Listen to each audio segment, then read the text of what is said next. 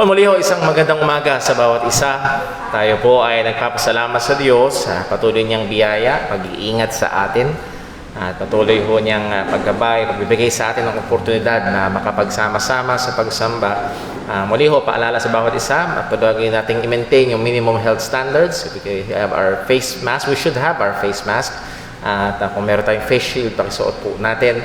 At i-maintain pa rin ho natin yung physical distancing. Ano po? At maaaring ang pinaka-exemption na lang dyan ay yung mga pamilya na magkakasama rin naman sa bahay. So, yung mga magkakapatid, mga magulang at anak, maaari ho magtabi-tabi. Pero sa mga ibawat isa ho ay i-maintain ho natin yung ating physical distancing. At kung hindi nyo pa ho naitala ang inyong pangalan sa ating log notebook, pakitala ho ang inyong pangalan, address at cellphone number para ho sa ating contact tracing purposes. Ayan. Bago ho tayo dumako sa atin hong formal na gawain ng pagsamba, ilan ho mo ng mga announcements, reminders para sa ating mga kapatiran.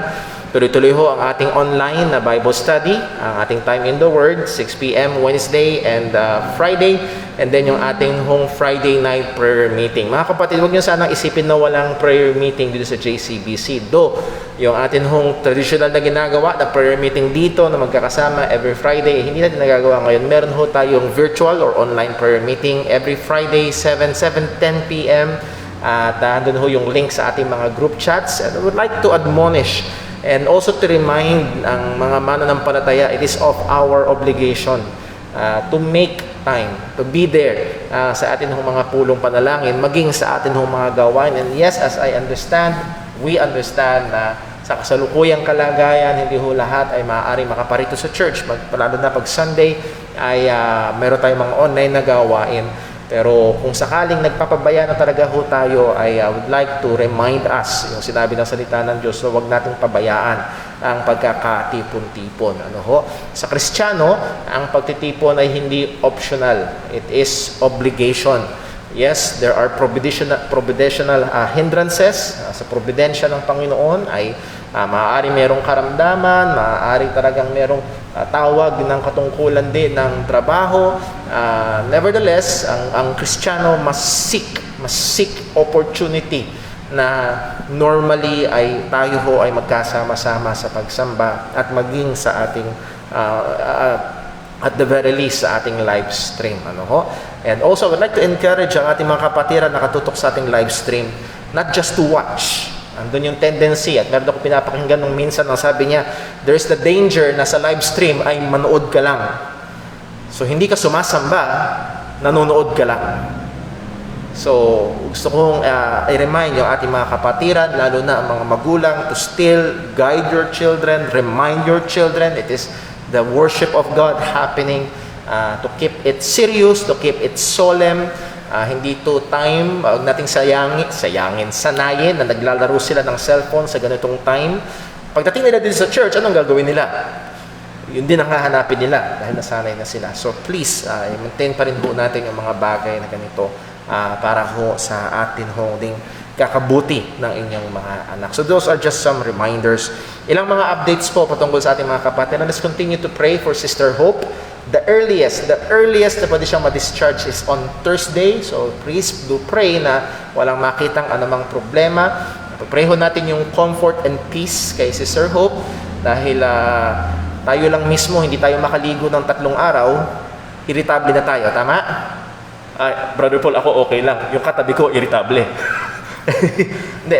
Again, just to maiwanan na ng konti yung kanyang kalagayan. Doon lang siya sa ospital, doon lang siya sa kama. Hindi siya sanay. Sanay Sister Hope na talagang tumatrabaho sa bahay. Pero ngayon, kailangan niyang maglaylo. So, nahandoon yung minsang mga pagkakataon na irritable siya. So, pag-pray natin, yung comfort and peace, healing, swift recovery para ho kay Sister Hope. And then also, pag-pray ho natin si Brother Lester John Abella. Naka-schedule na ho. As far as I know, kahapon ay na-admit na siya at ang schedule ho ng kanyang operasyon ay sa March 3. Ang partial na pinahahanda sa kanila ay 220,000. So pakipasama natin sa prayer, we can be a channel of blessing para ho sa kanya. At kung sakali man sa ating mga kapatiran na nakatutok sa live stream, gusto nating magpaabot ng tulong, pero hindi tayo makarating dito, pwede ho kayo mag-PM or mag-message ho sa akin para mapag-usapan ho natin kung paano. And there are brethren na nag-send sa GCash at ibang mga kaparaanan para ho maipaabot natin. And ganoon din ho para kay Sister Hope, isang malaking bayarin pa rin yung kinaharap at naglalaro din sa ganung kalaki, 200 to 300,000 yung bayarin po para sa naging operasyon ni Sister Hope. So pag-pray ho natin yung mga bagay po ngayon. Maraming nagtatanong tungkol sa aming anak. Si Timmy ho ngayon ay dinala sa PEDYA. So sila ay on the way sa PEDYA ho ngayon para sa check-up dahil ang lagnat ay hindi bumababa. Pag pinapainom ng paracetamol, bababa ng kaunti. Tapos after a few hours, tataas ulit yung kanyang temperature. So pakisama ho sa panalangin ho si Timmy. Hopefully ay ito'y viral lang at hindi dengue o hindi ibang mga bagay, kundi maging maayos ho agad ang kanyang kalusugan. Okay, meron pa ho ba? Brother Dave, patuloy natin pag-pray. And Brother Dave, salamat sa Diyos. Every time you're here at church, ay isang mensahe sa biyaya ng Panginoon. At tunay ay sapat ang biyaya ng Diyos. Purihin ang Panginoon. Meron pa ho ba mga prayer request? Maaaring meron tayong mga kapatiran. Sister Marica, patuloy natin ipag-pray. Ang Pobol family. Iba pa ho mga kapatiran natin. At nawa ay sundin natin yung sinutos ng Panginoon. Magpanalanginan tayo sa isa't isa. So those are some of our announcements. Just a reminder, mamayang gabi may gawain pa rin ho tayo. At hindi ho namin kinakandado ang pintuan ng church ng Sunday evening service. Pwede pa rin ho kayong dumating dito. Meron tayong pagkakataon, meron tayong kakayahan to be able to come to fellowship and to worship God together. And kung hindi man, ay through our online live stream. So those are reminders and those are our announcements. Dako ho tayo sa ating pagsamba. Tayo dadako sa isang sandali ng katahimikan, ng pananalangin. Hilingin natin ang tulong ng Panginoon upang tayo ay gabayan, upang tayo ho ay mailaan ang ating atensyon at puso, kaisipan sa pagsamba sa Kanya. Manalangin po tayo.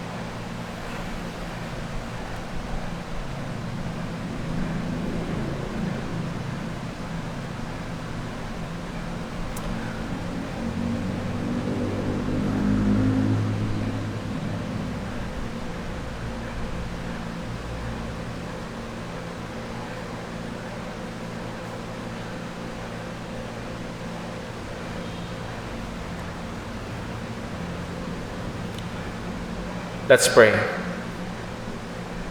Panginoon naming Diyos, aming Ama sa langit, muli lumalapit kami sa iyo, hindi dahil kami ay karapat-dapat, hindi dahil kami ay naging mabuti.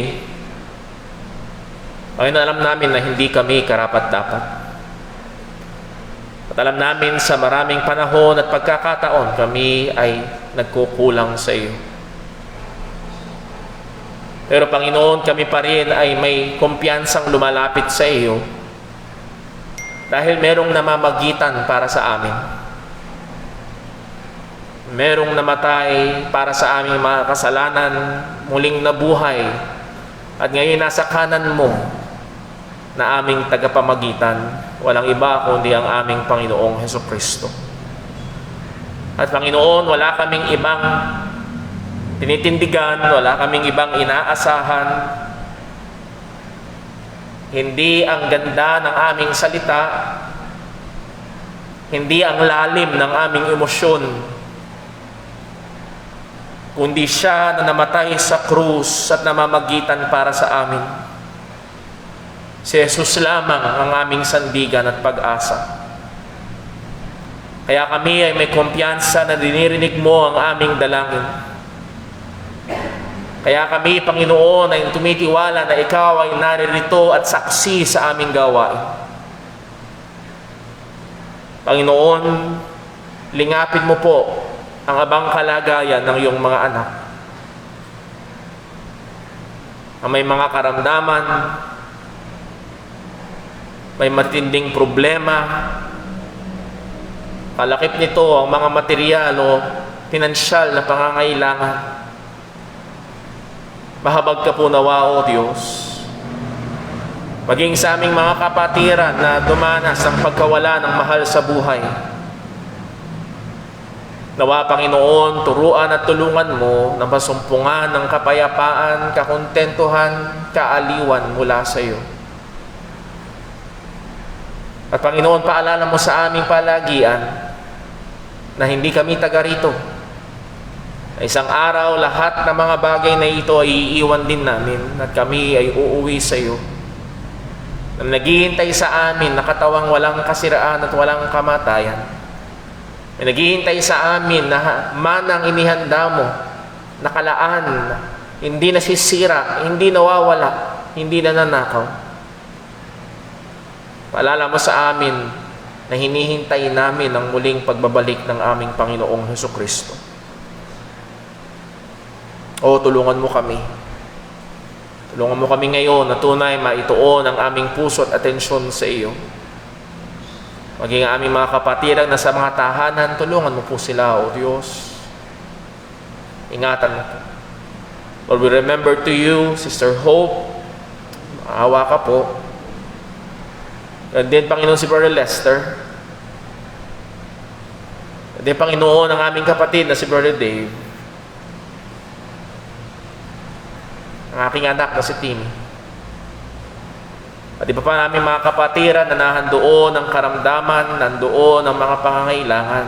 Lord, alam namin na hindi imposible sa iyo ang kumilos at magpagaling. Nevertheless, Panginoon, hindi ang aming kalooban kung hindi ang iyong kalooban. Patuloy ang papuri ay sa iyo lamang mauwi. Ingatan mo kami sa lahat ng aming gagawin ngayon at tawa lahat ng pagsamba ay maibigay namin sa iyo. Sa ngalan ni Jesus na pong aming dalangin. Amen. Tayo po'y musta yung lahat at tayo po'y umawit sa Panginoon.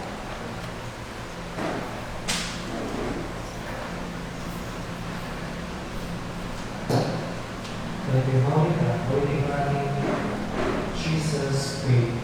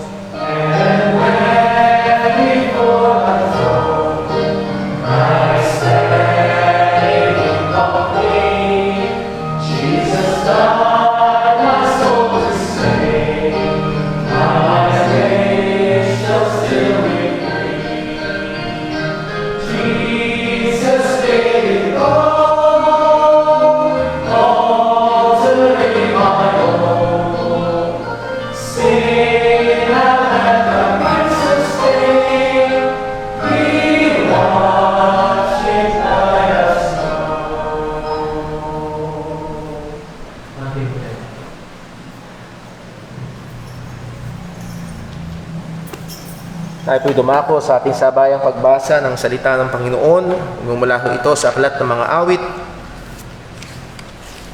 Psalm 95 at babasahin ho natin verses 1 to 11. Awit, 75, talatang 1 hanggang 11. Psalm 95 verse 1, kung nakitag na ho, sabay-sabay ho nating basahin. Ready, read. O come, let us sing unto the Lord. Let us make a joyful noise to the rock of our salvation. Let us come before His presence with thanksgiving, and make a joyful noise unto Him with psalms. For the Lord is a great God, and a great King above all gods. In His hand are the deep places of the earth. The strength of the hills is also. The sea is His, and He made it, and His hands formed the dry land. O come, let us worship and bow down. Let us kneel before the Lord our Maker. For He is our God, and we are the people of His pasture, and the sheep of His hand. Today, if ye will hear His voice, harden not your heart, as in the provocation, and as in the day of temptation in the wilderness, when your fathers tempted me, proved me, and saw my work. 40 years long was I grieved with this generation, and said, It is a people that do err in their heart, and they have not known my ways. Unto whom I swear in my wrath, that they should not enter into my rest. Pagpalain po ng Diyos ang pagkabasa ng Kanyang mga salita. Manalangin po tayong muli. Panginoon naming Diyos, sa aming Ama sa langit, tunay karapat dapat ka lamang purihin, sambahin. At nawa maging sa aming pag-aawitan ay maialay namin sa iyo ang isang mabangong samyo. Nakasama nito, O Diyos, ang aming pagpapasalamat. Kasama nito ang aming papuri at oo, ang aming pagkamangha sa iyong kadakilaan. O Panginoon, wag nawa lamang tono, wag nawa lamang mga salita, kung hindi ang mga katotohanan na aming inaawit ay patuloy naming maawit ng buong puso na nagbibigay papuri sa iyo. At tunay, walang ibang Diyos maliban sa iyo.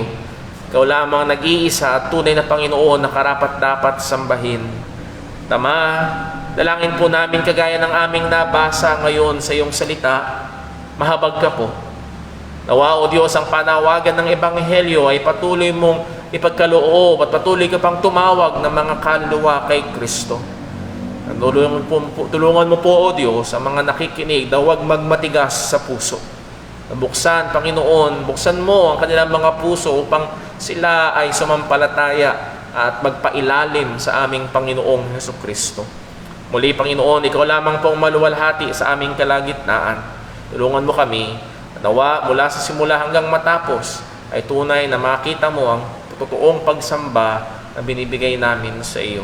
Lahat ng ito, Panginoon, ay aming niadalangin sa ngalan ng aming Panginoong Hesukristo. Amen. Manatili po tayong nakatayo at patuloy po tayong umawit.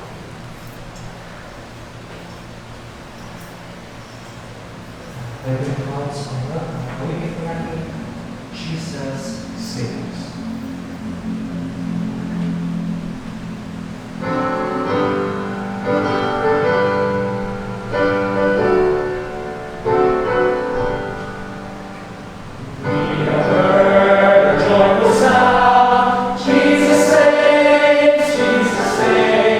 Spread the tidings all around. Jesus saves.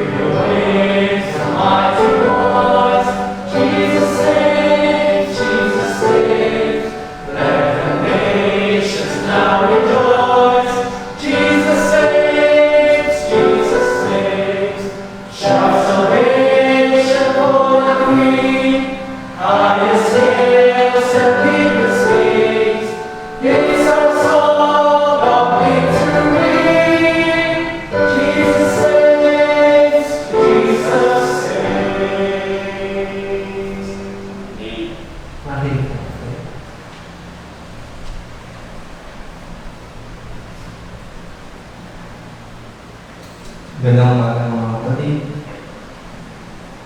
Buksan po natin ang ating mga Biblia sa 2 Corinthians chapter 9, verse 6 hanggang 8. Ating pong basahin ang ating basihan sa pagbibigay. 2 Corinthians chapter 9, verse 6 to 8. Ready, read. But this I say, he which soweth sparingly shall reap also sparingly. And he which soweth bountifully shall reap also bountifully. Every man according as he purposeth in his heart, so let him give, and not grudgingly or of necessity, for God loveth a cheerful giver. And God is able to make all grace abound toward you, that ye, always having all sufficiency in all things, may abound to every good work. Pagpalain po ng Diyos ang pagkabasa ng kanyang mga salita, tayo po ay manalangin. Po, Panginoon, Diyos na makapangyarihan sa lahat, ng aming Ama na nasa langit. Purihin ka at sinasamba ka namin sa araw na ito. Ang lahat ng pasasalamat ay sa iyo. Panginoon, maraming salamat sa kaligtasan na ibinigay mo sa amin. Araw-araw gumigising kami na may pag-asa. Tangan-tangan namin ang pag-asa ng aming Panginoong Jesus. Na kami mabubuhay muli, hindi dahil sa aming gawa, kundi dahil sa ginawa ng aming Panginoong Jesus sa krus. Siya ay namatay at muling nabuhay para sa amin. Maraming salamat, Panginoon. Purihin ka. Lord, maraming salamat po na kami bumangon pa ngayong araw upang magsamba sa iyo. Na kami kumakain pa at may naiinom. Maraming salamat sa iyong pag-aalaga, ang provisyon sa araw-araw. Ang iyong pag-iingat kay Sister Hope sa iyong naging successful na operasyon, Panginoon. Ang iyong paghahanda sa aming kapatid na si Brother Lester, Panginoon. Ang iyong pag-aalaga kay Brother Dave. Sa iba namin mga kapatid ang may karamdaman. Lord, pinag-pray din namin si Timmy, Panginoon, nilalag na ang lahat ng ito, Panginoon, ay sang-ayon sa iyong soberanong plano, Panginoon. Kaya kami umaasa sa iyo, Lord, na sa lahat na ikabubuti namin, ito ay ginagawa mo. Ngayon, Lord, ay bigyan mo rin kami ng kagalakan sa aming pagbibigay ngayon, Lord, sa aming pag-aaral. Nawa mapuri ka namin sa aming gagawin ng pag-aalay na ito, Lord. Gamitin mo ang mga salating malilikom upang matulungan ng aming iglesia. May palaganap pa ang Ebanghelyo, Panginoon, may pusa ang iyong kaharian, Panginoon. Maraming salamat po muli, Lord. Ingatan mo kami sa aming pakikinig at biyayaan mo si Brother Paul, Lord. Bibigay ng mensahe mo at pagpagin mo lalo ang aming mga pananampalataya. Maraming salamat po, Lord. Kaya ang samot na lang sa pangalan ng aming Panginoong Jesus. Amen.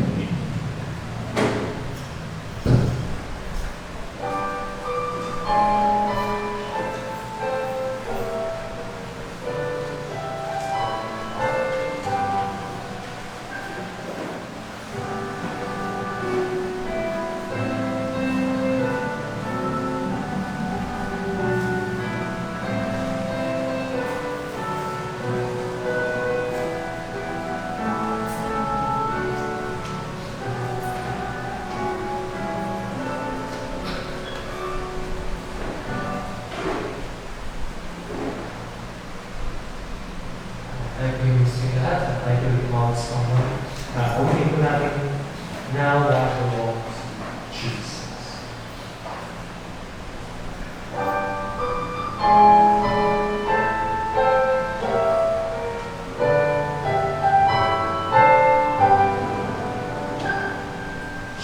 Jesus, my Lord, will love me forever, from in the heart of even this ever. He gave His life to ransom my soul. Now I belong to Him. Now I belong to Jesus. Jesus belongs to me. Now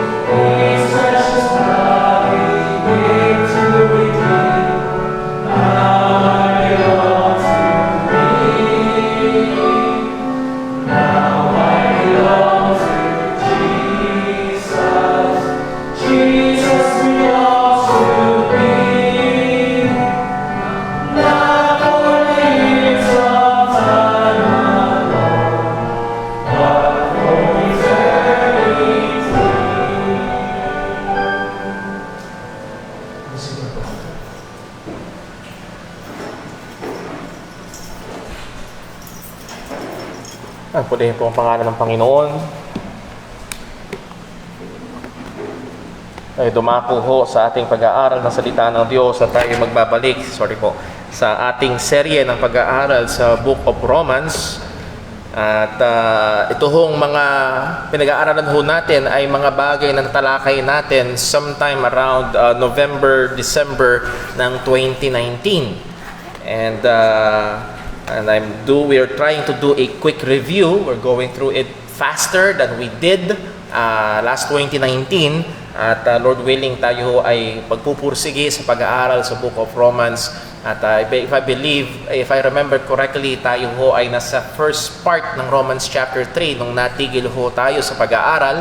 At yan ho ay dala na rin ng dumating na pandemya at nalatuon ang ating pansin sa 1 Peter, sapagkat ang 1 Peter ay sinulat para sa mga Kristiyano na under persecution, under suffering, and we were experiencing much suffering. And nahandun din yung ating pag-asa, yung pag-asa ng mga Kristiyano noon, yun pa rin ang ating pag-asa ngayon, at yung obligasyon ng mga Kristiyano noon na dumaraan sa pag-uusig o mga pagdurusa, ayun pa rin ang obligasyon natin ngayon.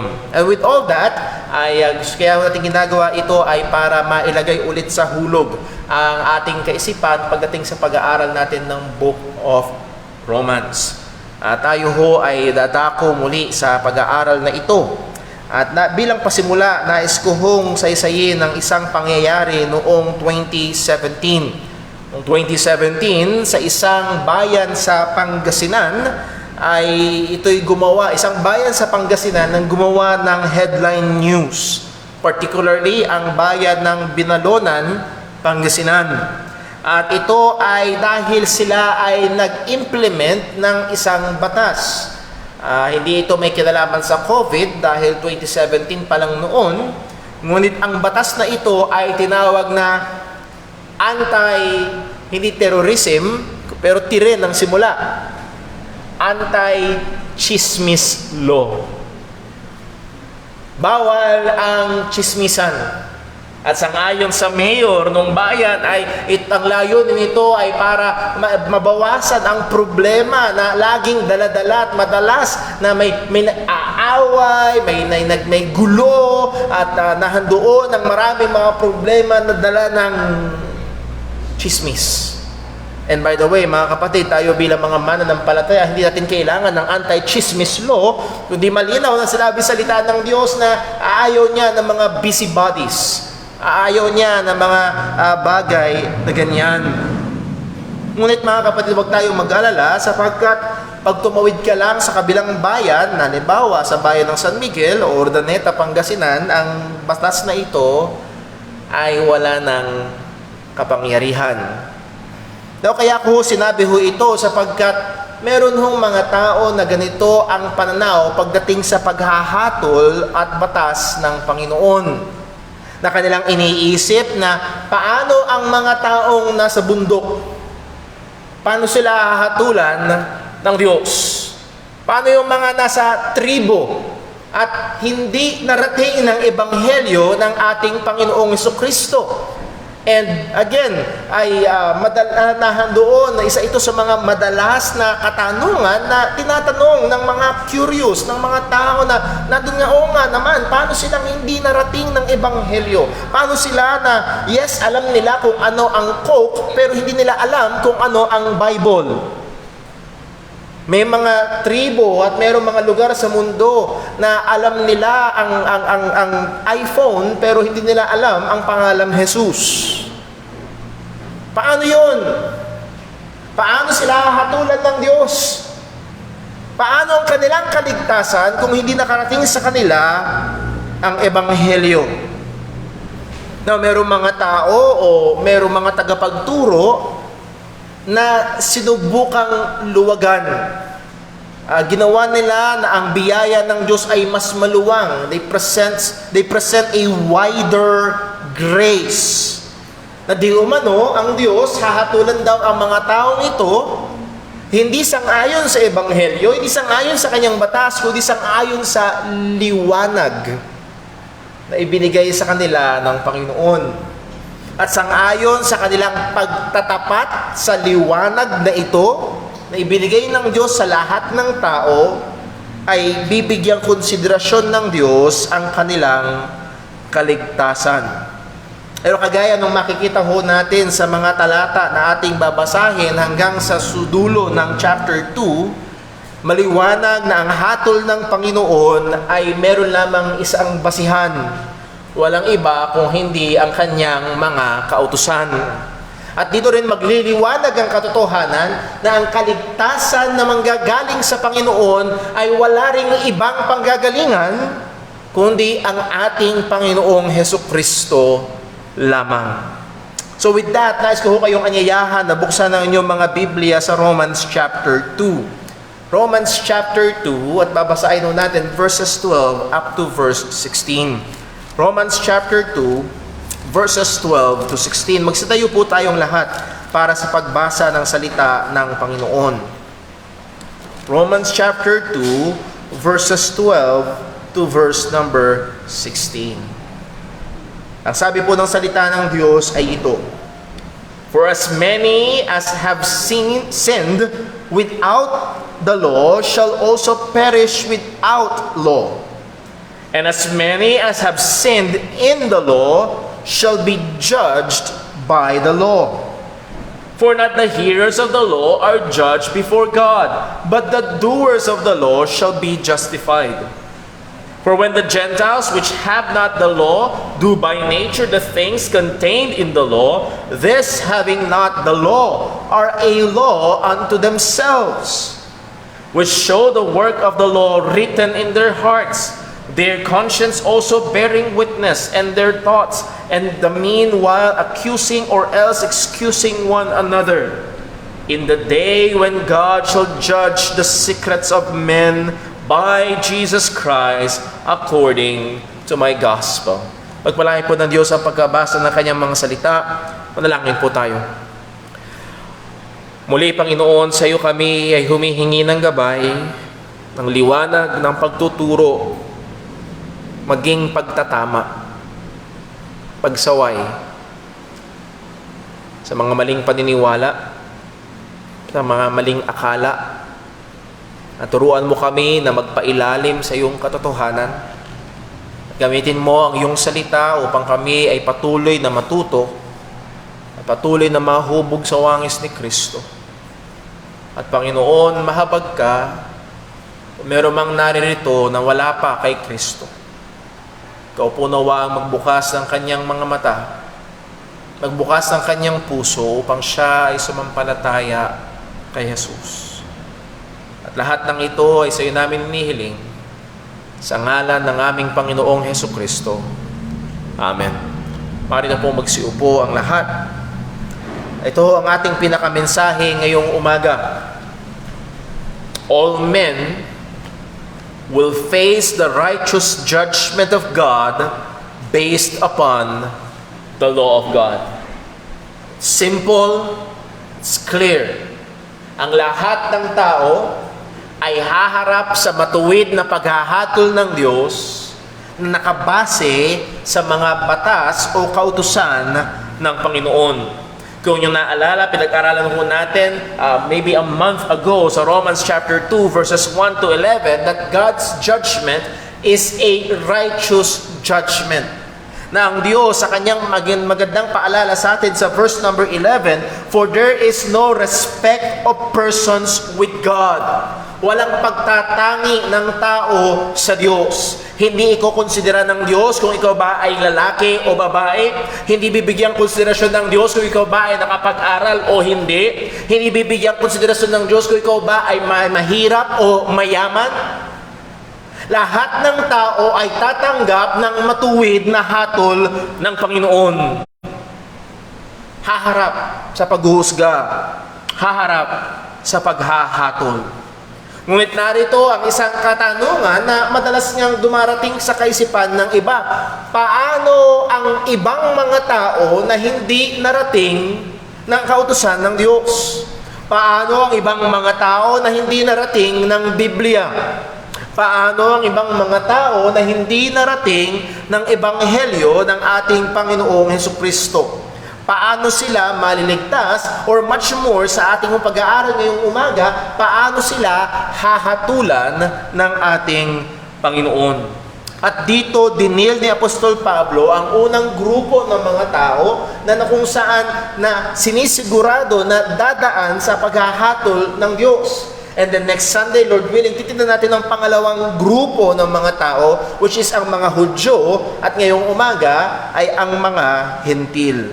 Ang sabi ni Pablo sa verse number 12, ay ito, for as many as have sinned without law shall also perish without law. And as many as have sinned in the law shall be judged by the law. Ang maganda hong katotohanan o ang malinaw na katotohanan na makikita natin dito pa lang sa talatang ito, there is no exemption. Walang mapapwera. Walang makakapagsabi na, well, hindi nakarating sa akin ang salita ng Diyos, hindi ako nakabasa ng 10 utos, walang nakapagkwento sa akin tungkol sa Diyos ng Israel, o walang nakapagturo sa akin tungkol sa Diyos ng Biblia, therefore, I am exempted. At meron din naman, well, hindi ako naniniwala sa Diyos ng Bible. Ang paniniwala ko ay reincarnation. Mabubuhay akong muli sa ibang panahon, sa ibang paraan, sa ibang kalagayan. At yun ang magiging hatol sa buhay ko. And then meron din naman ang kanilang paniniwala, basta pag ako'y namatay na, that's it, pansit, period, wala nang mangyayari, parang eternal na pagkatulog na lang. Well, narito mga kapatid, ang katotohanan, narito ang dalawang grupo ng mga tao, ang mga Hentil na hindi nakatanggap ng salita ng Diyos at ang mga Hudyo na nakatanggap ng salita ng Diyos, and it represents all men. Lahat ng tao. Ano man ang iyong paniniwala, ano man ang iyong kalagayan, ano man ang iyong ethnicity, saan ka mang bansa pinanganak, ano mang lengguwahe ang iyong sinasalita, ano mang relihiyon ang iyong kinakaaniban, narito pa rin ang katotohanan, haharap sa hatol ng Diyos. Ang sabi niya sa verse 12, for as many as have sinned without law shall also perish without law. At doon pa lang kung ang inyong kaisipan ay tumatakbo sa mga talata sa Biblia, paano yun? Sin. Sin is a transgression of the law, but there is no law. Pero ang sabi pa rin na liwanag sa salita ng Diyos, for as many as have sinned without law. Maaaring wala sa kanila ang kautusan ng Panginoon. Maaaring nila kilala ang Diyos ng Biblia, but the fact will still remain, they will perish. That means they will go to judgment. Tatanggapin pa rin nila ang hatol ng Panginoon. Tatanggapin pa rin nila at haharap pa rin sila sa matuwid na paghahatol ng Diyos. At ang sabi pa rin ni Pablo, and as many as have sinned in the law, that is, people who possesses the law of God, ang mga tao, ang grupo ng mga tao na nasa kanila ang mga kautusan ng Diyos, and this is primarily pertaining to the Jews, ang sabi ng salita ng Diyos, they will be judged by the law. Isang mahalagang prinsipyo na atin hong kailangang tandaan, ignorance excuses no one, and denial of the truth does not cancel the truth. Ang pagiging ignorante patungkol sa batas ng Diyos ay hindi mag-e-excuse sa iyo. Siguro, hindi man siguro lahat, kundi karamihan sa atin dito nagdadrive, ay naranasan nyo na mahuli. At yes, madalas na palusot ng mga driver ay, sorry po boss, hindi ko po kasi alam. Pero nangyari na sa akin talaga, hindi ko alam. Nandun ako sa lugar ng Avenida, kung di nagkakamali, Avenida, sa ilalim ng LRT, kakanan ako. Eh di syempre, may mga taong tumatawid, kakanan ako, at karaniwan sa stoplight, pwede kang kumanan kahit na pula. Yes? Karaniwan. Yun yung madalas. Eh di nakatingin ako sa mga tao dahil ayaw kong makasagasa. Unti-unti akong umuusad. Yun pala, yung traffic enforcer, nakaganon na. Hindi ko siya napansin. Pagkabig kong ganon, tumigil ang mga tao, kumabig ako, dumiretso. Hinabol ako ng enforcer. Kinatok yung bintana. Boss, no right turn. Ayun no, hindi ko nakita yung signboard nandun sa kabila. At sabi ko, sorry po, hindi ko alam. Guess what? Kinailangan ko pa rin tubusin yung lisensya ko sa munisipyo ng Maynila. Ignorance excuses no one. And the same is true kung naglalaro sa inyong kaisipan ng tanong, paano yung mga Aita na nandun sa bundok, paano yung mga ibang tribo sa ibang mga bansa, paano yung mga cannibal tribes doon sa Amazon at kung ano-ano pa, they will be righteously judged. Even if they do not know or have the law of God. Sila'y hahatulan pa rin. And as I've said before, ano man ang iyong paniniwala, naniniwala ka man sa Korean novela na incarnation, na tumitiwala ka na isang araw baka mag-reincarnate ka bilang isang opa, no. Pagkatapos ng kamatayan, ikaw ay haharap sa Panginoon. Hahatulan ka ng Diyos. Ang pagiging ignorante sa kautusan o hindi paniniwala sa Diyos ng Biblia ay hindi maglulusot sa iyo. Ang sabi ho ng salita ng Panginoon ay ito, ang sabi, just to note, that word law, God is not the only God of Israel. Hindi lamang siya ang Diyos ng Israel, siya ang Diyos sa lahat ng dako, sa lahat ng panahon, sa lahat ng oras. Hindi man siya kilalanin, pero siya pa rin ang tunay na Diyos. At ang Diyos na ito ay nagbigay ng kanyang kautusan. Dito sa verse 12, the law pertains to the written law of God. And there are Gentiles, there are people, lalo na nung time na yon, na exclusive ang kautusan ng Panginoon, ng salita ng Diyos sa mga Hudyo, at nahado ng mga Hintil na hindi alam ang katotohanan o ang mga kautusan ng Diyos. At ang sabi ni Pablo, anong mangyari sa kanila? For as many as have sinned without law shall also perish without law. They will not be exempted. They will still receive proper judgment. Tatanggap pa rin sila ng kaukulang paghahatol at matuwid na hatol ng Panginoon.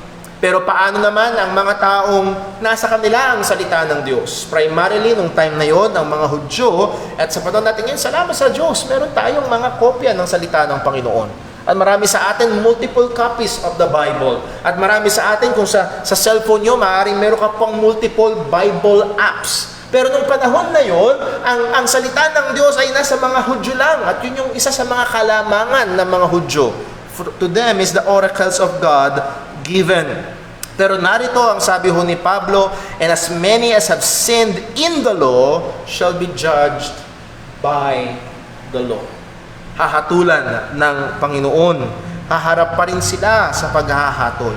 At merong sinabi si Pablo na pagliliwanag sa verse 13. Anong sabi niya sa Romans 2 verse 13? For not the hearers of the law are just before God, but the doers of the law shall be justified.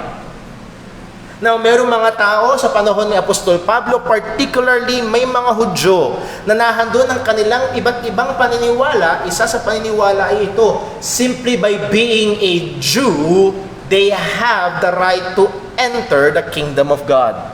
Dahil sa pagiging Hudyo, sila'y bahagi na, sila'y papasok na sa kaharian ng Diyos. Simply dahil pinanganak sila na isang Hudyo. At meron din namang paniniwala na dahil sila'y nakikinig ng salita ng Diyos, well, okay na sila. At gaanong karaming tao ang ganyang kalagayan ngayon? Nagsisimba naman ako tuwing linggo. Nakikinig naman ako ng pangangaral. Sa simbahan nga ng Katoliko, ilang minuto lang. Sa Baptist Church, minsan isang oras pa pag sinisipag si Brother Paul. Siguro naman sa dami ng napapakinggan ko, may time in the Word pa, may prayer meeting pa, may mga Bible studies pa. Siguro naman sa dami na napapakinggan ko, ako ay katanggap-tanggap na or hindi na kailangang hatulan. Ang sabi ho ni Pablo ay ito, hindi ang tagapakinig ng kautusan ang matuwid sa harapan ng Diyos kung hindi ang mga gumaganap ng kautusan. Meron ka mang kopya ng salita ng Diyos at marami ka mang alam sa salita ng Panginoon, hindi ito magbibigay sa iyo ng kaligtasan. Hindi sapat na nakakapakinig ka. Hindi sapat na may alam ka mula sa mga kautusan at mga salita ng Panginoon. Kundi dapat ikaw ay isang tagaganap ng salita ng Diyos. Isa kang tagaganap ng kautusan ng Panginoon. Now, let us be reminded. When Paul is speaking of, pinapatungkulan niya ang tagatupad ng kautusan, hindi niya pinapatungkulan ng isang taong basta walang ginagawang masama. At yun yung thinking sa panahon natin ngayon, tama? Basta wala naman akong ginagawang masama. At dahil wala kang ginagawang masama sa iyong pananaw, akala at tingin mo sa iyong sarili, ikaw'y mabait na at tumutupad na sa kautusan ng Panginoon at siguro naman, sa langit ka na pupunta.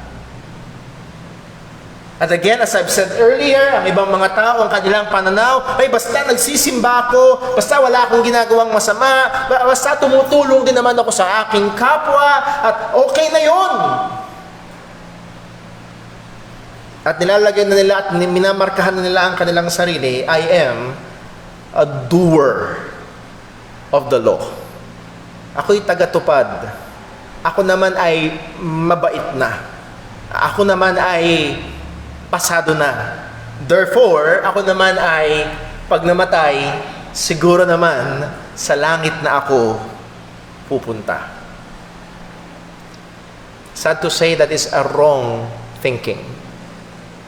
Sapagkat ang sinasabi ni Apostol Pablo na doer of the law, as we have seen a month ago sa ating pag-aaral, is someone who continually, perfectly, consistently obey the law.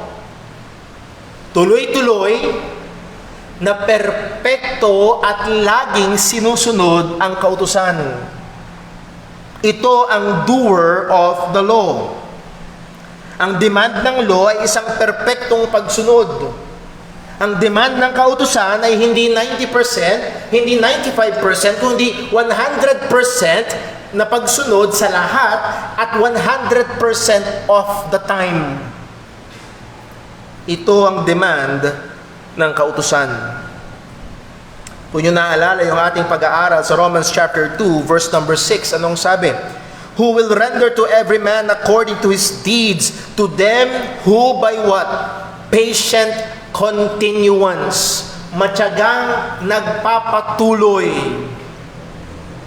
It pertains to a perfect continuance in obeying the law of God. At pag yun ang ating pagkaunawa, which is yun ang ibig sabihin ni Pablo, lalabas na ano? Brother Paul, I'm not a doer, but a breaker. Hindi ako tagatupad. Para po, kung ang pamantayan ng salita ng Diyos ay perpekto na tuloy-tuloy na pagsunod, well, hindi ako ganon. Halimbawa na lang sa mga estudyante sa exam. Naalala ko ho, ewan ko lang kung nagbago na ngayon. Nung ako estudyante, 74, pasang awa. Sino umabot na ganon?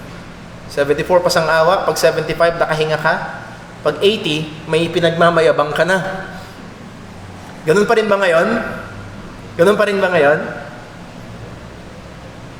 Mga kapatid, pagdating sa Panginoon, hindi pwede ang pasang-awa. It's either 100% o ikaw ay patungong impyerno. At lalabas na hindi tayo tagatupad, na tayo ay lumalabag sa kautusan ng Panginoon. At ang sabi ni Apostol Pablo sa Galatians chapter 3 verse 10, for as many as are of the works of the law are under the curse, for it is written, cursed is everyone that continueth not in all things which are written in the book of the law to do them. You cannot pick and choose. Kung gagamitin mo ang kautusan, pagbabasihan mo ang pagsunod sa kautusan para ka maligtas, you cannot pick and choose. You need to obey all perfectly.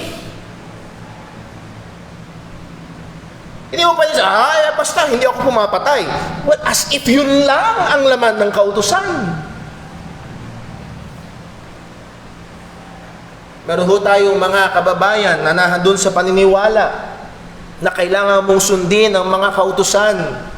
Halimbawa ay hindi pagkain ng karne ng baboy at ginagamit nila ito na isa sa mga basihan para sila maligtas. Well, hindi mo kailangan huminto doon. Kailangan mo magpatuloy, kailangan mong gawin yung mga paghahain, kailangan mong gawin lahat ng kautusan. At kapag ito ay naunawaan, makikita mabilisan that we are not really doers, but breakers of the law. Ang sabi ng salita ng Panginoon, for not the hearers of the law are just before God, but the doers of the law shall be justified. That word justified is a legal term. That means he will be declared not guilty. Idideklara na walang sala. Idideklara na walang parusa. Sino daw? Yung perpektong nakasunod. At narito, mabilis nalalabas ang problema, walang perpektong nakasunod. Ang pinaka mabait na tao dito ngayon, o maging ang pinaka mabait na taong kilala mo, at ang kahit tingin mo sa iyong sarili, ikaw pa ang pinakamabait, narito pa rin ang katotohanan, ikaw ay nagkasala. Oo, tayo ay lumabag sa kautusan ng Diyos. At haharap sa hatol ng Panginoon. At finokus ni Apostol Pablo, so nakita natin na merong dalawang tao na binibigyang, dalawang lupunan o ng kupon ng mga tao na binibigyang pansin ni Pablo. Ang mga hintil na wala sa kanila ang kautusan at ang mga Hudyo na sa kanila ang kautusan.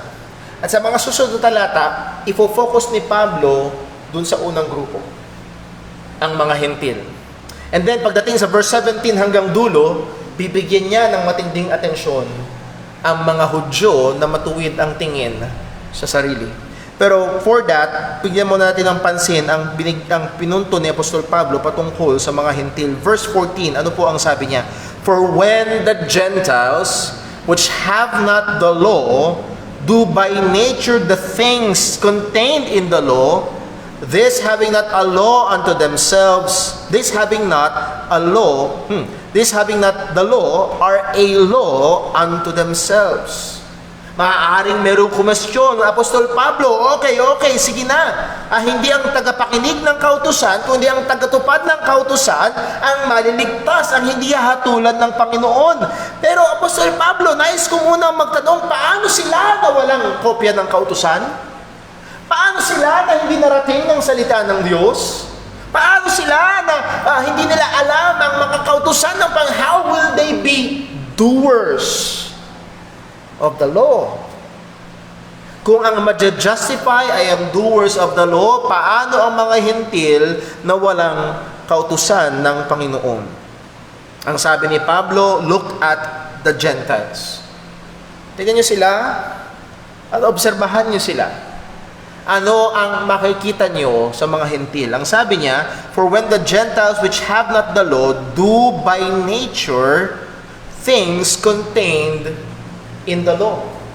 Ang sabi ni Apostol Pablo, kapag inobserbahan mo ang mga hintil, silang mga tao na wala sa kanila ang salita ng Diyos, they do by nature the things that are contained in the law. Narito, meron silang mga social norms na tinatawag. They have their expected behaviors. Yes, merong mga bagay na taliwas sa salita ng Diyos.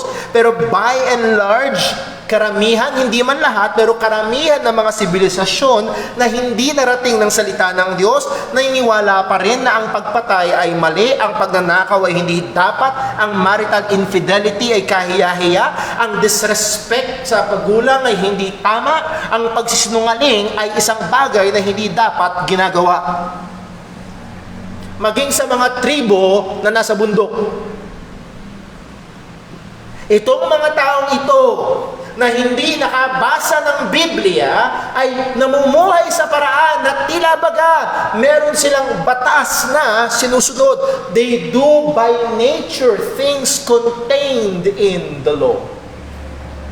At actually, isa iho ito sa mga ebidensya na maaari nating i-forward kapag tinanong nila na pag sinabi ng tao, walang Diyos. At isang magandang tanong, saan galing ang moral standard? Saan ang galing ang tama at mali? Kahit ang taong walang lengguwahe, meron pa rin sila sa kanilang kaisipan, may tama pa rin at may mali pa rin. Subukan mong kidnapin yung anak niya, makikita mong reaksyon niya na yun ay mali.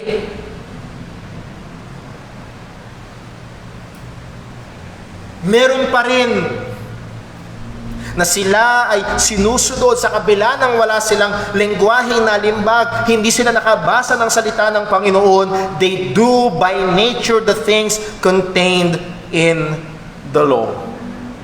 This, having not the law. This, which are the Gentiles, they do not have the law, but they function, they live in a way na as if they have the law. Sa history, ay merong tinatawag na Code of Hammurabi. Ang Code of Hammurabi ay 282 rules na dinikta at sinulat at inakda ng hari ng Babylonia noong 1754 BC. And these are rules na gumagabay sa pamumuhay ng mga tao. At kung makikita natin na ito ay naglilinya at nagdadala sa mga tao sa may katuwiran na pamumuhay. O isa siguro sa pinakasikat na atin hong madalas na naririnig ay tinatawag na Golden Rule ni Confucius. Anong sabi ng Golden Rule? Ang ayaw mong gawin sa'yo, huwag mong gawin sa kapwa mo. And again, it calls us to not do wrong. Mas dakila ang kay Jesus. Kay Jesus, tinatawag tayong gumawa. Ang gusto mong gawin sa'yo, ay gawin mo sa kapwa mo. So naroon, again, ang punto ko kaya sinaysayang mga ito, there are seemingly itong mga taong ito na walang kautusan, they have a law in themselves. They do by nature the things contained in a law. This is an evidence of innate morality, a moral standard that God has given to men. Ito ay ebidensya ng moralidad, isang standard o pamantayan na inilagay ng Diyos sa mga tao. And this, ang sabi ni Pablo, these are a law unto themselves. Ito daw ay kautusan sa kanila. At saan babase ang Diyos sa paghahatol? Babase ang Diyos sa kautusan.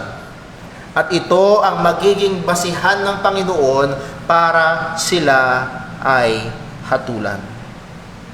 How do we explain the moral law in men? Saan nanggaling ito?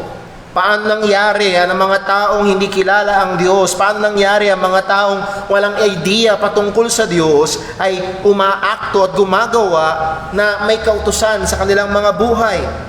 Ang sabi ni Pablo sa verse 15, which show the work of the law written in their hearts. Yes, wala silang kautusan na nakasulat sa aklat. Pero meron silang kautusan, listen, na nakasulat sa puso. Ang Diyos ay naglagay ng kautusan sa puso ng lahat ng mga tao, nasa bundok man o nasa syudad, naniniwala man sa Diyos o hindi. Nilagay ng Diyos ang kanyang kautusan sa puso ng mga tao. This is a show the work of the Lord, which show the work of the law written in their hearts. Nakasulat sa puso ng tao ang kautusan ng Panginoon. Kaya tunay ang sinaysay ni John Calvin na lahat ng tao ay mananambahan. Meron at merong sasambahin. Meron at merong kikilalaning mas mataas. Bakit? Ilalagay yun ng Diyos sa puso ng tao. At ganoon din sa paraan ng ating pamumuhay, nandoon ang pautusan ng Panginoon na nakasulat sa ating mga puso. God has not left himself with no witness. O hindi niya iniwan ang kanyang sarili na walang nagpapatotoo. Hindi lamang ang general revelation ng Panginoon na hindi lamang sa kanyang mga nilikha sa labas, kundi maging sa kanyang taong nilikha, nilagyan niya ng patotoo sa kanyang puso. The outward witness of the created world and the inward witness of the written law of God in the heart of men. Alala ko ho ang pagkakataon na meron daw isang Kristiyano na sinasabi niyang merong Diyos.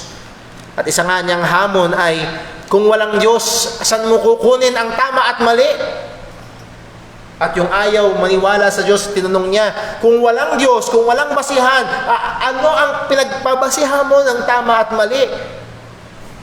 At ang tugon nitong taong to, being consistent sa kanyang paniniwala, ang sabi niya, depende sa pakiramdam ko.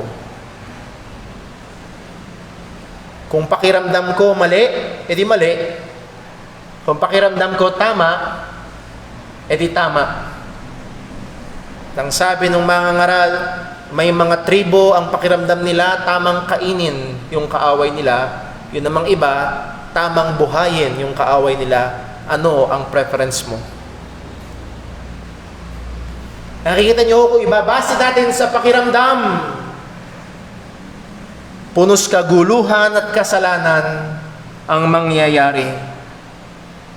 O hindi ho nakabase sa pakiramdam, kundi nakabase sa kautusan ng Panginoon. At lahat ng tao, may kopya man siya ng Biblia o wala, siya ay may kopya ng kautusan ng Diyos nakasulat sa kanyang puso. At ang sabi din ni Pablo, their conscience also bearing witness.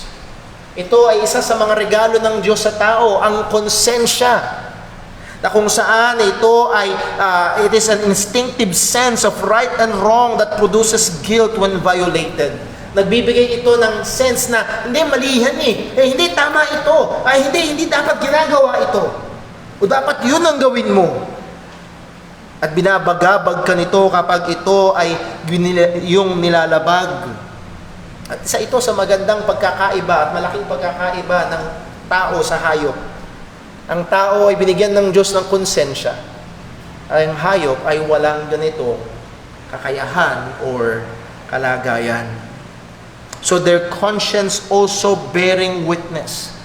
Siguro hindi natin kailangang lumabas para humanap ng halimbawa. Tayo mismo sa ating pamumuhay sa araw-araw, nandun na ang pagkakataon na naramdaman natin yung hila ng ating konsensya na tila baga meron kang gustong gawing masama, pero nandoon ang iyong pag-iisip, nandoon ang akto ng iyong konsensya. Saan galing yun? Wala naman nakakakita. Wala namang magsusumbong. Pero tila baga nandoon yung puwersa na pumipigil sa iyo na gawin yung isang bagay na hindi mo dapat gawin. Their conscience also bearing witness. Isa ito sa mga restraining grace ng Panginoon sa atin, sa lahat ng tao. And by the way, mga kapatid, mag-ingat ho tayo sapagkat ang konsensya ay maaaring maging mamanhid. Pwedeng magkakalyo. Ano yung kalyo? Kapag ikaw ay nag-aaral mag-gitara, which is sinubukan ko dati, pero sa kapal ng daliri ko, hindi ko nagawa. Hindi ko talaga gawin. Pero kapag ikaw ay nag-aaral ng gitara, ano mangyayari sa kamay? Kakaroon ng kalyo. Na yun dati, yung masakit, nakakapindot mo masakit, ano nangyayari? Hindi na masakit. Hindi dahil manhid ka na, kung hindi dahil kumapal yung balat. At hindi mo na nararamdaman. Buksan natin sandali sa 1 Timothy chapter 4. 1 Timothy chapter 4, ang sabi ni Apostol Pablo ay ito. 1 1 Timothy chapter 4, verse 1. Now the Spirit speaketh expressly that in the latter times some shall depart from the faith, giving heed to seducing spirit and doctrines of devils, speaking lies in hypocrisy, having what? Their conscience seared with hot iron. Ang kanilang konsensya ay tila baga pinaso ng mainit na bakal. At pag pinaso ng mainit na bakal, magde-develop yan ng parang keloid, kakapal yung balat. At ano mangyayari? Hindi masyadong makakaramdam. Sa term natin ngayon, maaaring mamanhid. Ang sabi ng salita ng Panginoon, ang konsensya, pagpalagian mong nilalabag. Nung una, hirap na hirap kang magsinungaling. Nandoon ang konsensya, pero ginawa mo, at inulit mo, at inulit mo, at inulit mo. At ngayon, parang mani na lang kung kainin ang paglabag sa kautusan ng Panginoon. Conscience can be seared. Mag-ingat ho tayo. Kunahan dyan ang konsensya, pasalamat ka sa Panginoon. Ito ay ginagamit ng Diyos para ilayo ka sa masama. Pero hindi perpekto ang konsensya. As we have said, maaari itong maging manhid at maaari din naman itong maturuan ng mali. Pero balik ho tayo sa sinabi ng salita ng Panginoon. Balik tayo sa Romans chapter 2. Anong sabi ni Pablo sa verse 15? Which show the work of the law written in their hearts, their conscience also bearing witness, and their thoughts the meanwhile accusing or else excusing one another. Andun yung kaisipan. Dahil sa batas na isinulat ng Diyos sa ating mga puso, sa batas ng Panginoon na inilagay niya sa mga tao, andun yung kaisipan na nagtatalo. Dapat ko bang gawin ito? Hindi ko dapat gawin. Hindi, gusto kong gawin. Nagtatalo. Their thoughts excusing or accusing or else excusing one another. Kung ikaw ay may kakayahang tumulong at di mo ginawa, maaari kang bagabagin ng iyong konsensya. Kung ikaw ay may iniisip na gawing mali at nahandoon ang iyong kaisipan na ikaw ay pinipigilan, salamat sa Panginoon. At as we have said, itong konsensyang ito ay pwedeng mamanhid. Verse 16. Ang sabi ni Apostol Pablo, again, the point is this. Ang mga hentil na walang kopya ng salita ng Diyos at wala sa kanila ang salita ng Panginoon ay dadaan pa rin sa paghahatol ng Diyos dahil they are not completely without the law of God. They have the law of God. Nakasulat sa kanilang mga puso. Ang sabi ni Pablo ito, hahatulan sila ng Panginoon.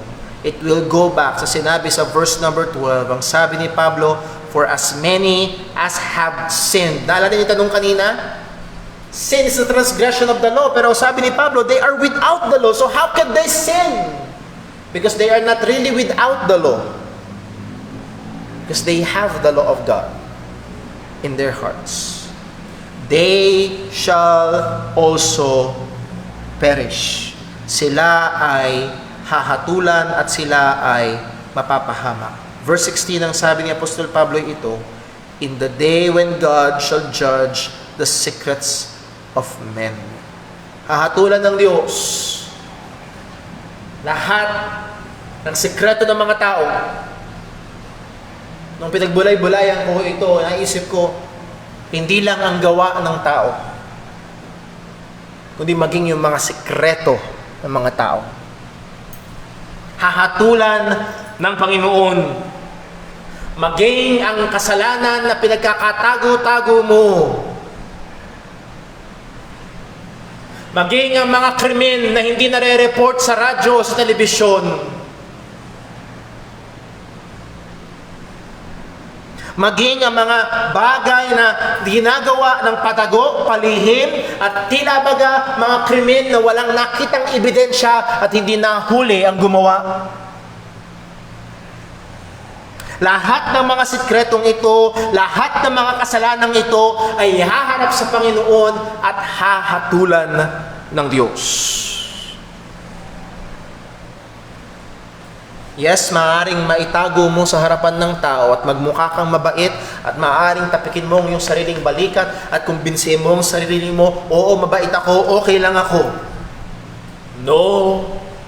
Alam ng Diyos, kita ng Diyos, at hahatulan ng Panginoon, maging ang mga sikreto. Kahit binuro mo pa sa history ng search engine mo,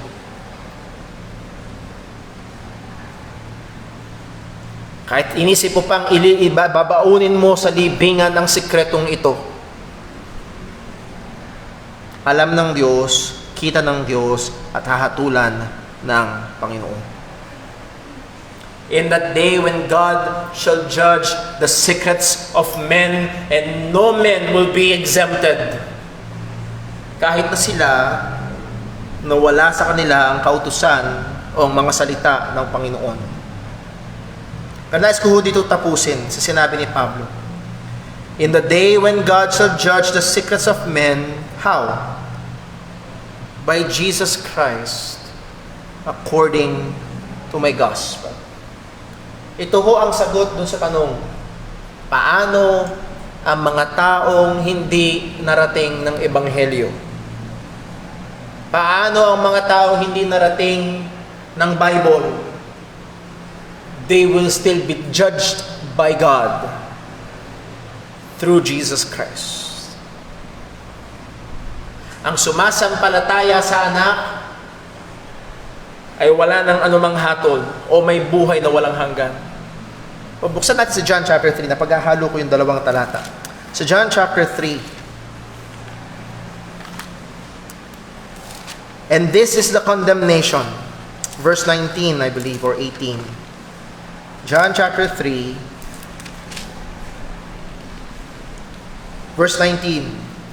And this is the condemnation, that light is come into the world, and men love darkness rather than light. Narito ang kahatulan, sapagkat mas minahal ng tao ang dilim kaysa sa liwanag. Verse 18, He that believeth not on Him is not condemned. Oh, sorry, mali yung pagkabasa. He that believeth on Him is not condemned, but he that believeth not is condemned already, because he hath not believed in the name of the only begotten Son of God. Meron lamang dalawa. It's either you believe in Jesus Christ, you will not be condemned. Hindi ka nahahatulan sapagkat ang iyong kasalanan ay bayad na. Or if you will not believe on Jesus Christ, ikaw man Hudyo o Hintil, ikaw man ay narating ng Biblia o hindi, if you do not believe on the Lord Jesus Christ, you will be condemned. Actually, sa ngayon sa Biblia, you are condemned already. Kung ikaw ay naririto at hindi ka tunay na mananampalataya ni Kristo, huwag mo yung sanang isipin na pagdating sa langit, magkakamot pa ng ulo ang Diyos at iisipin niya ano ang gagawin niya sa iyo. At itong taong ito nasa borderline na medyo masama pero medyo mabait din. Ano kaya ang gagawin ko? Walang ganon! Kung ikaw ay hindi sumasampalataya kay Kristo, may hatol na. Patungo ka sa impyerno dahil ikaw ay makasalanan.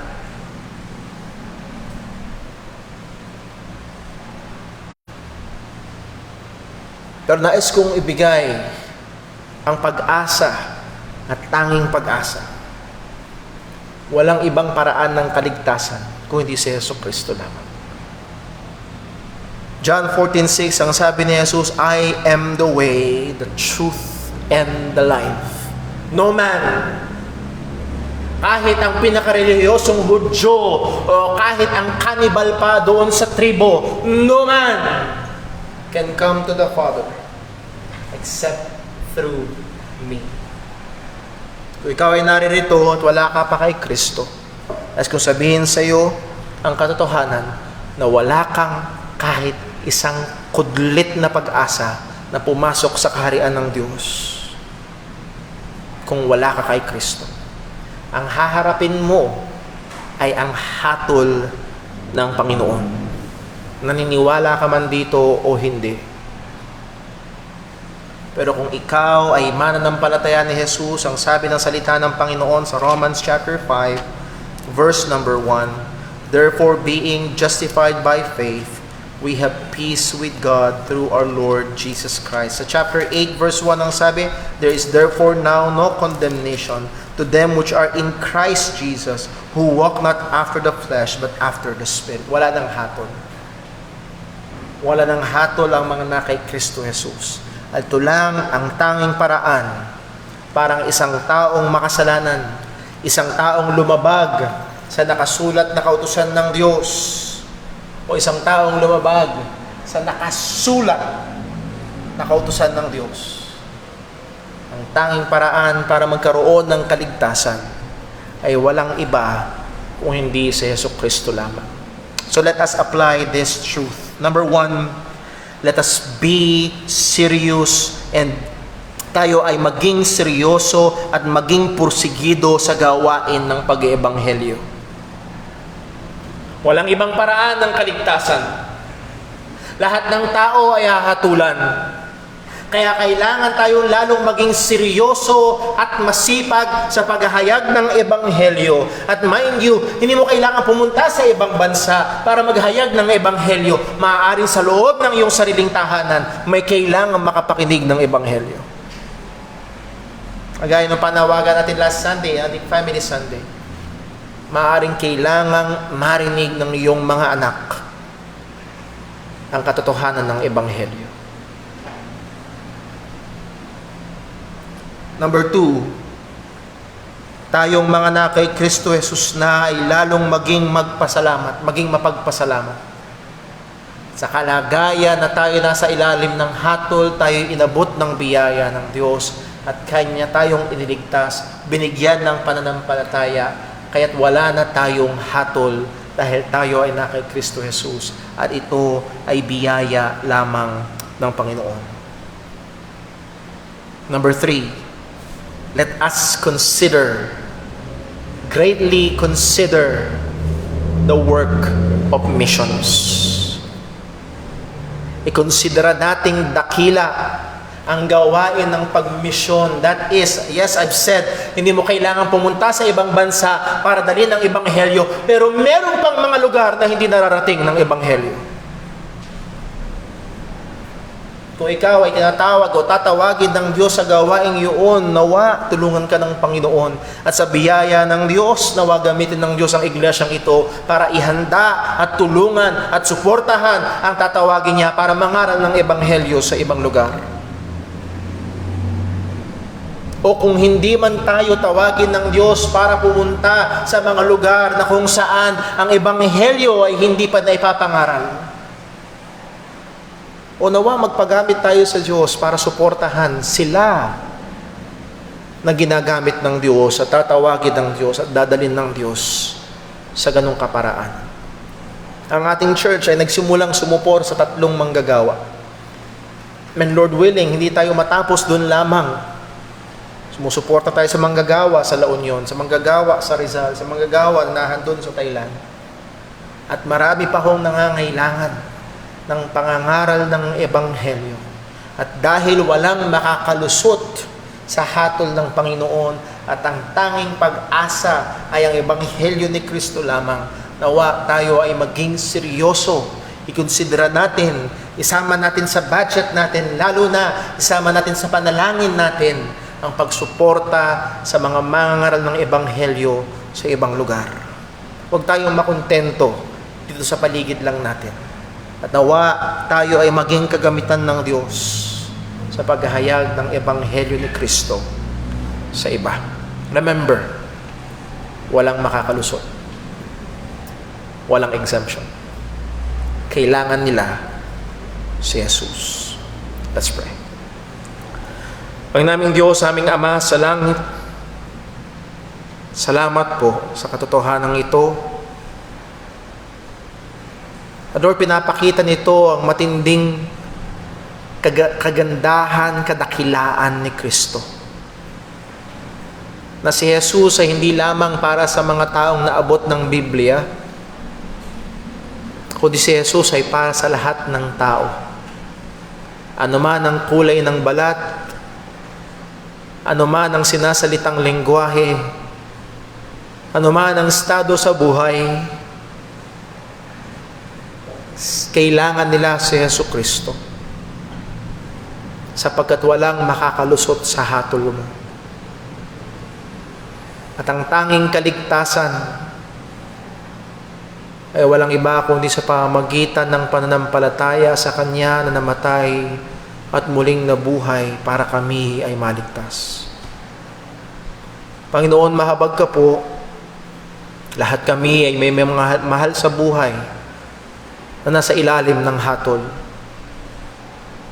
Lahat kami ay may kamag-anak, kaibigan, o may kapamilya na nasa ilalim pa ng hatol. Maawa ka po sa amin, O Diyos. Tulungan mo kami at gamitin mo kami sa kaliligtas nila. At nawa, O Diyos, hindi lamang ang aming bibig ang mahusay sa pagkukwento ng Ebanghelyo, kundi ang aming buhay ay maging malinis na pagsasalamin din ng Ebanghelyo. And Lord, nawa loobin mo na mula sa iglesyang ito ay tumawag ka pa ng mga dagdag na manggagawa.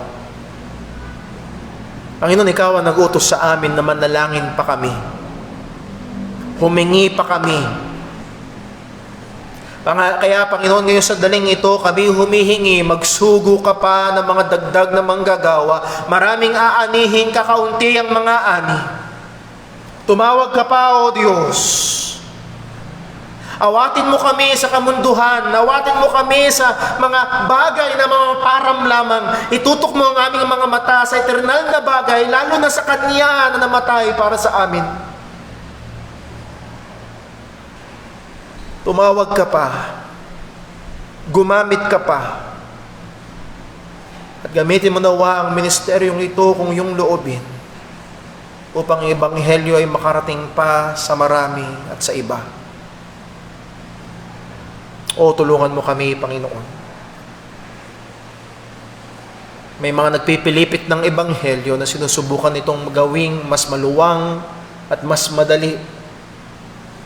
Tulungan mo kami na maging tapat. Maging tapat sa katotohanan na walang ibang daan patungo sa iyo kung hindi si Kristo lang. Salamat po sa mga salita mong ito. Nawa, tuloy mo kaming gamitin sa patuloy na ikakaunlad at ikakasulong ng Ebanghelyo ng aming Panginoong Jesucristo. Patawad din po sa aming mga pagkukulang. Patawad po sa mga pagkakataon na pinipili naming manahimik. O tulungan mo kami na maging bihikulo ng Ebanghelyo. Sa ngalan ni Jesus to pong aming dalangin. Amen. Tayo po'y tumayo, tayo po'y umawit sa Panginoon.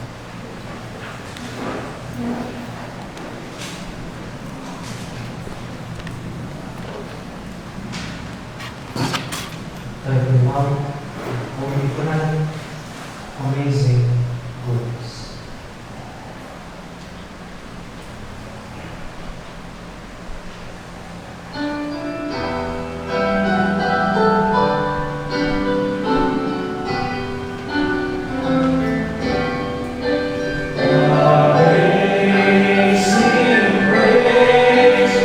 How sweet the sound that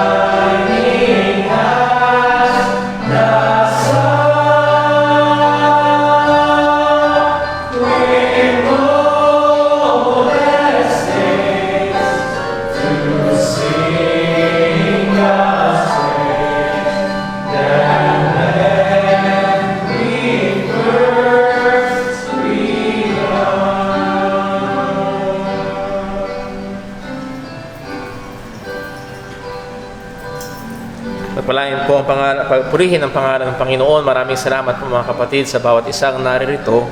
Nais ko lang mapaalalahanan tayo sa sinabi ng ating Panginoong Hesukristo. Sabi sa Matthew 28 verse 18, "And Jesus came and spake unto them, saying, All power is given unto me in heaven and earth.